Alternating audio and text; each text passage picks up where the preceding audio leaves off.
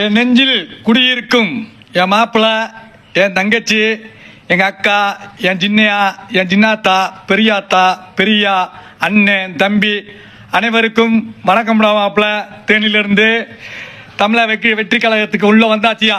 தமிழக வெற்றி கழகம் உள்ள வந்தாச்சு. இன்னி நான் என் தலைவர் விஜய் அண்ணனுக்கு உயிர், விஜய் அண்ணனுக்கு உடல் மண்ணுக்கு இனிமேல்தான் இறங்கி வேலையை செய்ய போறேன். புது முதலமைச்சரா வரணும் எங்க அண்ணன் 2026. அதுக்கு நான் என்ன வேணாலும் செய்வேன். இல்லை அந்த சாட்ட முருகா கோலாய்ப்பல குர்ரா, உனக்கு கோயிலுக்கு போயிட்டு வந்து உனக்கு இருக்கடா மாப்பிளா வேட்டை உக்காந்து யாருன்னு காட்டுறா, தேனிக்கார யாருன்னு காட்டுவாங்களா? இனிமேல் தான்டா இருக்கு சாட்ட முருகா உனக்கு.